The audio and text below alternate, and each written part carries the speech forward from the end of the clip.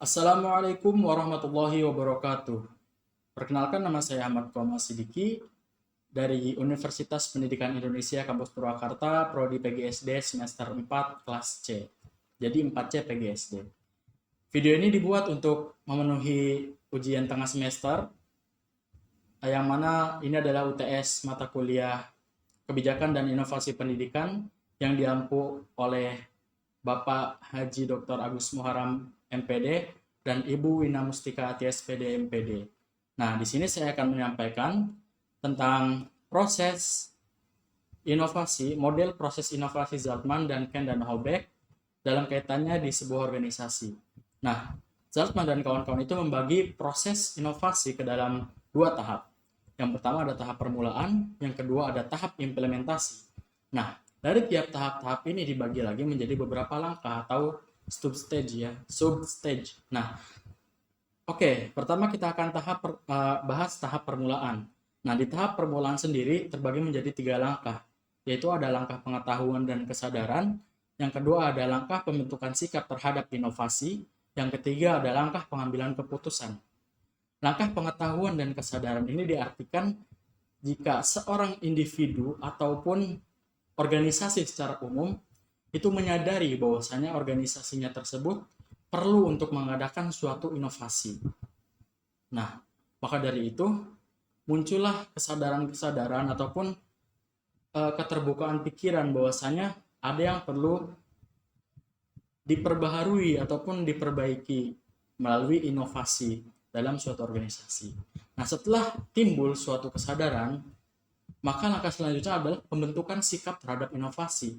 Karena kesadaran ini tidak semua anggota organisasi menyadari adanya inovasi atau perlunya inovasi, maka perlu kiranya untuk membentukkan sikap gitu.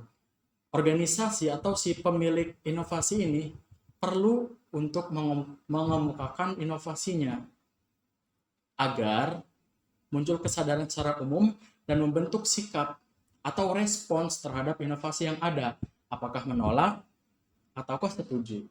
Nah, selanjutnya ada langkah pengambilan keputusan terhadap inovasi.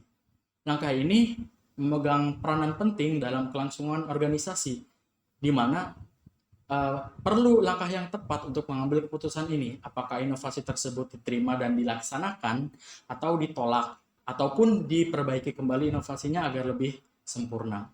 Nah, jikalau pada tahap pengambilan keputusan ini, si inovasi tersebut diterima, maka kita masuk pada tahap implementasi, yang mana di tahap implementasi ini dibagi menjadi dua tahap lagi, dua langkah gitu ya.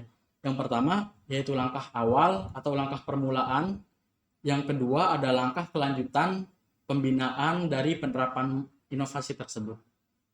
Nah, langkah awal ini adalah menerapkan si inovasi tersebut secara perlahan dan bertahap gitu ya, agar diterima dan mampu diterapkan secara menyeluruh.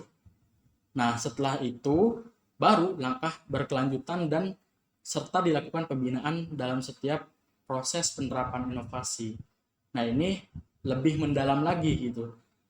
Si inovasi ini tuh benar-benar menyeluruh dan betul-betul diterima oleh sebagian besar gitu ya, bahkan hampir seluruh anggota organisasi.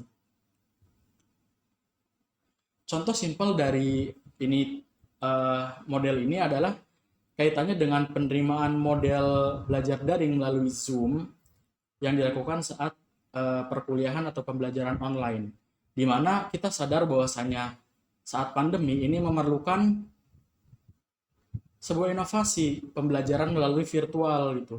Akhirnya ditemukan Zoom. Zoom ini adalah sebuah inovasi gitu. Lalu kita tawarkan, hey teman-teman, ini Zoom. Silahkan teman-teman gunakan. Ini adalah salah satu platform yang mengakomodir kita belajar online gitu. Ada yang setuju, ada yang tidak. Namun karena desakan waktu, akhirnya diambillah sebuah keputusan bahwasanya, oke, Zoom adalah media yang lebih tepat ataupun lebih nyaman digunakan untuk pertemuan secara virtual seperti itu.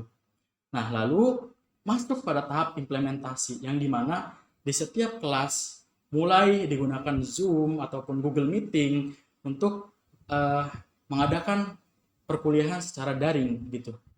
Nah, lalu setelah mencoba si Zoom ini pun mulai dipelajari fitur-fiturnya, kelebihan dan kekurangannya, sehingga ada yang namanya pembinaan dan menjaga inovasi ini agar setelah pandemi pun si Zoom Meeting ataupun si Google Meeting ini masih bisa digunakan. Nah, mungkin cukup dari saya penjelasannya terkait model proses inovasi Zeltman dan Ken dan Holbeck. Mudah-mudahan bisa bermanfaat dan bagi saya juga bisa membuka cakrawala. Wabillahi taufiq wal hidayah. Wassalamualaikum warahmatullahi wabarakatuh.